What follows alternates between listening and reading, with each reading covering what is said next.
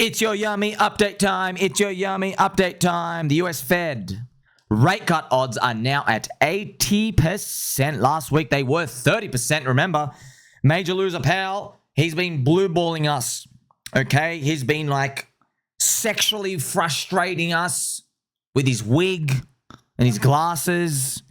Okay, the way he's out there trying to manipulate us. Well, like, just turn it on, man. Turn it on. Press the money printer button. Press, press, press. We know you're going to do it. You're already doing it, by the way. Remember, friends, I was within my expectations, just to tell you. That's how it works, okay? They're going to cut the rates, dude. They have to. It's like, oh, we might let this Ponzi go to zero. They just say that to just wipe out the leverage, get the inflation part out, and keep people in the system. You know, friends, that's, you got to remember, like, you got to think about it like this, okay? They have half of the equation of every transaction. They have the US dollar control, okay? And the other part is assets. So, you know, when they talk good, it means you're using their US dollar to buy the asset. You're throwing away the US dollar, which it's inflationary. It might be inflationary in the economy. So when they talk bad and they go, oh, slow it down, you and I, we feel pain, but they don't, because they control the currency and they're like, oh, cool. So if you're selling stuff, you have to buy my other thing. Do you get it? They win in both equations. That's why they're always incentivized to act like this, okay? To basically maintain the purchasing power of the currency. But ultimately, they know, and the insider deep state, the Cantillon scum, they know the currency just keeps getting printed. So they know the end game is to grab the currency and buy assets before everybody else. All right? That's ultimately where it all leads to, which is why we're long crypto. Blockchain backer went from calling XRP to $10 target to now saying it's going back down to 30 cents. Ouch, man. That's harsh for the community to believe in someone who's calling. Remember, friends, who's calling for $10 target, $10 target, $10 target the whole time for like 2 years. And now he's completely switched and he says, XRP, you're going down now too. You're following this chart. You're going now, friends, this is 40 cents and this is 30 cents. So he says you're going down to 30%. Damn, down 30 cents. Ouch, man. Gosh, man, that's absolutely just bonkers, man. That's absolutely bonkers. I got that chart from his stream, and he showed the one on the right-hand side. He believes it's doing Cordanzo's chart from 2021, where it's going to come back down. Wow, man, just the absolute insanity, man. Now I know why everyone feels like they just got stabbed in the back, because they're like... But yeah, I get it. You know, friends, it's just people talking. It's just people talking in the air. And they say it all the time, no crying in the casino. We don't know. I don't know, friends. Any of these targets, I don't know. I'm long. I don't know. I'll tell you thousands of times. I got no idea, right? I got no idea. But man, it stings. Everyone's getting rugged by KOLs, influencers. Because they're like, I'm so confident Bitcoin's going to hit 150,000. And then it doesn't. And then instead of saying... I was wrong. I don't know what's going on. I was completely wrong. Instead of saying that, what do they say? Bitcoin's going down to 55,000, 200-week moving average. I'm so confident again. Look at me. The trend is down. That's what they're all talking, Viz. You can kind of figure out how I'm talking like. But you know, they can go suck a fat one. Go choke on a banana and go suck a fat one. All right? We don't want your shitty little grifter... products and services, because you don't know what the hell's going on, bro. You didn't say Bitcoin was going to stop there and drop anyway. Why should we believe you on the downside? Alt seasons have only been active in crypto when PMI was at 52 or above. Okay, so I want to show you this chart here made by my friend, Mr. Carlin Talks Crypto. So, friends, the top is Bitcoin with these circles. Okay, and the middle chart, middle one here is ISM. The bottom is the United States Kansas Fed Manufacturing Index. So what they've known is, so sometimes there's data where they grab a whole index and they look at the data that usually has a higher chance at leading the rest of the data set. Kansas Fed is one of them. All right. Kansas Fed, look at this, friends, has had an early tick up. Okay, it has had an early tick up right here. Now, remember, the PMI is backwards looking 30 days. So Kansas Fed has surprisingly had a bit of a optimistic move up. So if this continues up, obviously ISM is going to go up, the whole ISM index. All right. And the circles correspond to ISM being above 55, 60 at the tops. Okay. ISM being above literally. And as you know, friends, the line here on the chart is this line here on the chart. That is ISM 52. That's why I show this to it all the time. ISM 52 is when every alt season's ever happened. Okay. And that's why I have this beautiful chart here just to show you. I've made it here. And I've actually labeled it here for you so you can see right here, okay? So the green line is 52 ISM, okay? That is a green line up here, 52 ISM. And obviously Bitcoin in the past here. And the orange line is Bitcoin over time too. Because I know this by the time periods, this is alt season wave 1 and 2. See these green boxes, alt season wave 1 and 2. This alt season wave 1's peak. And alt season wave 2's peak. So this box is top to top. So actually alt season, if you go back to 2021, for example, see alt season wave 1, I've got the peak here in March, right? Around here, March, April, May, just so we can see. Actually, go check it here, April around here, all right? And then we have like November by the end of the year, all right? So, and here's the January. So we were building up into that, right? So if you check out if you go back in time, friends, where would you want to buy altcoins? You would want to say, hey, anytime in 2020. It's pretty much saying anytime when the ISM was below 52, right? It peaked. Look, an ISM hit 52 in June 2020, and then we actually had DeFi season peak in August. So we had June, July, August coming out of the black swan of the zombie virus. So here we are today. We have not hit anywhere near 52. So I'm hoping that friendship is on the horizon. And remember, we're on 36 months bad. Main Street needs liquidity. Big news that happened as well, friends. Bitcoin's open interest just witnessed the largest 30-day drop down since 2022. Okay, enormous reset here. The crowd expects the dead cat bounce to ultimately fail, so many crypto retailers and crypto KOLs have sold, and they continue to sell this relief rally. So as you can see, friends, this is huge, huge, absolutely huge. We had a freaking whopping past 30 days. That's November 25th. Past 30 days, the wipeout has been absolutely phenomenal, back to FTX levels. That is generally considered healthy because you've flushed so many people out. And now we get to see why. There was the Miski FUD. The Miski is Morgan soybeans. You know, Morgan Stanley friends, we call them Morgan soybeans here. Morgan soybeans. They make that they do different mathematical formulas for the indexes. Their FUD is that they're going to remove MicroStrategy out of it, but they're meant to have a committee. Now we know there was insider trading from Morgan Soybeans, who sold immediately on the release because they know that the committee's already made their mind, they're going to ban it. Okay, so the decision is meant to end December 31st, the meeting, which is funny. Their decision comes at January 16th, which I found funny. It's exactly the final month of the Year of the Snake. With your little forked tongue over here. Let's see what happens. This is happening all over crypto right now, all over crypto, friends. Seems like everyone basically has this chart. See, friends, I've just shown you, even Mr. Blockgrays had identified every single crypto KOL and Soy and everyone out here. Friends, this is their chart. Their chart is literally, this is actually fun. You know that's blockchain backers chart? Yeah, you know the blockchain backers chart. So you notice everyone has a relief rally, which ultimately dies at the end of next year. And you notice, friends, look where it stops. Basically 65K. So anywhere from 45 to, that's it, literally everyone expects. That's what everyone expects next year. We'll be, we'll be watching and waiting. And look, we're very planned. We've accepted it.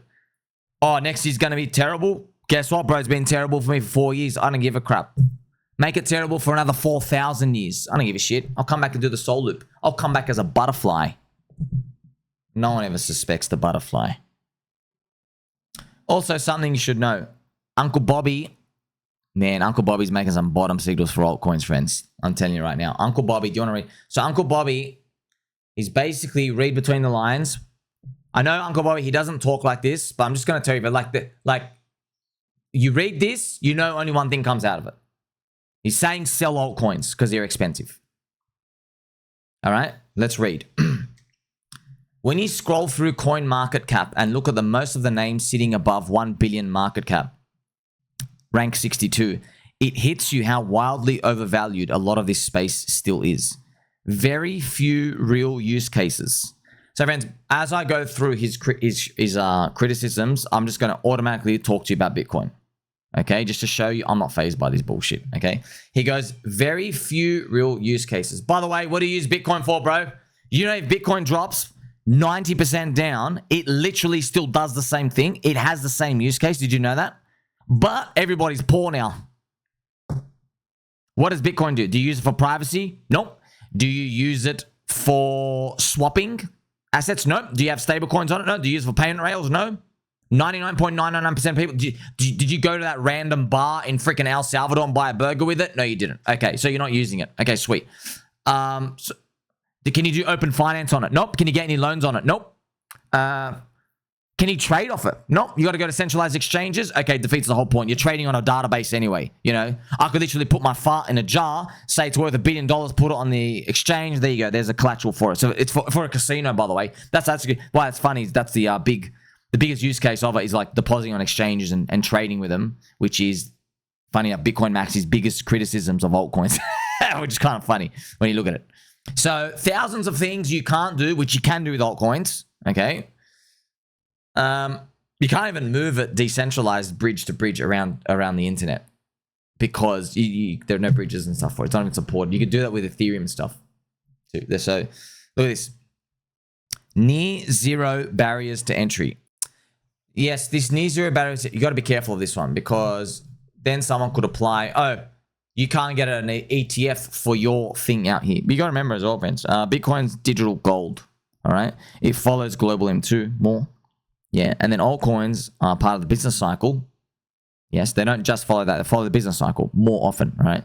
So what I'm going to do is I'm just going to now jump to my friend Matty Highland, just a chart. I just want to show you where he's making this statement. Remember, we love Uncle Bobby. We have meets of lucky with him. I'm just telling you. I'm calling a lollipop. Okay? I'm calling a lollipop a lollipop.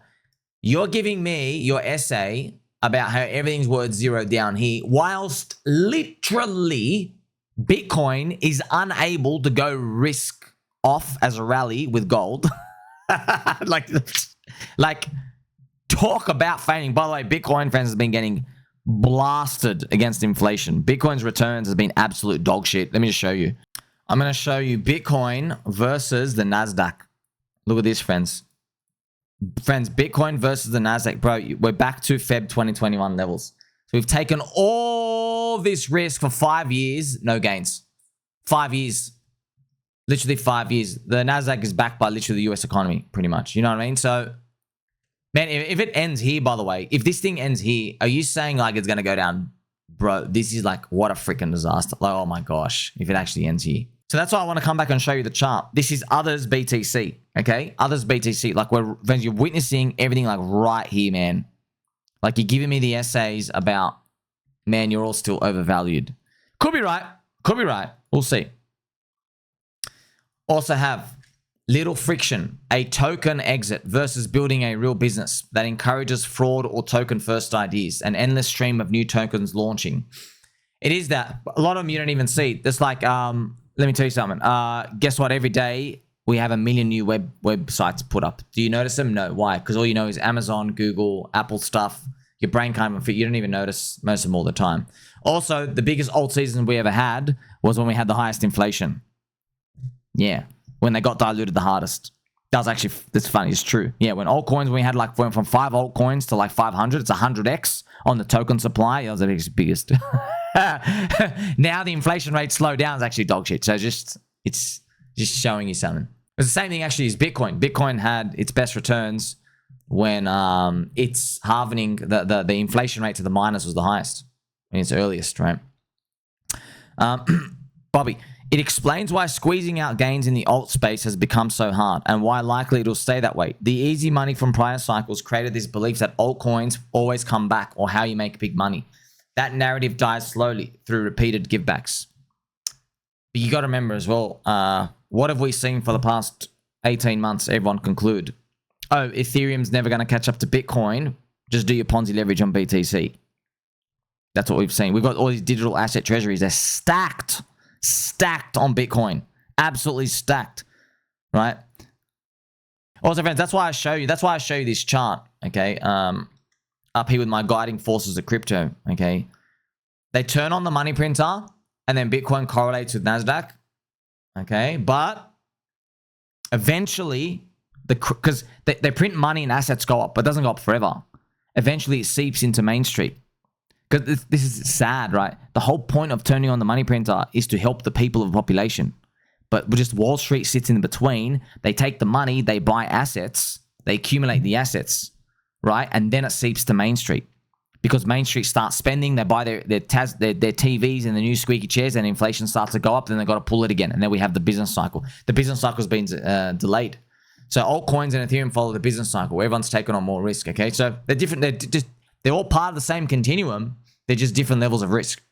I want you to think about something. Do you think the world is becoming more digital or less? Obviously more. Okay, what does more digital mean? Does that mean maybe things like more digital payments, more loans digital, right? Cashback rewards, points, joining networks of brands, NFT stuff. Obviously, it's becoming more and more and more and more and more. It's not on Bitcoin. Got nothing to do with BTC. Literally nothing. They literally have a policy to add 0 onto it. Do you think people want to do more or less privacy in the future, by the way?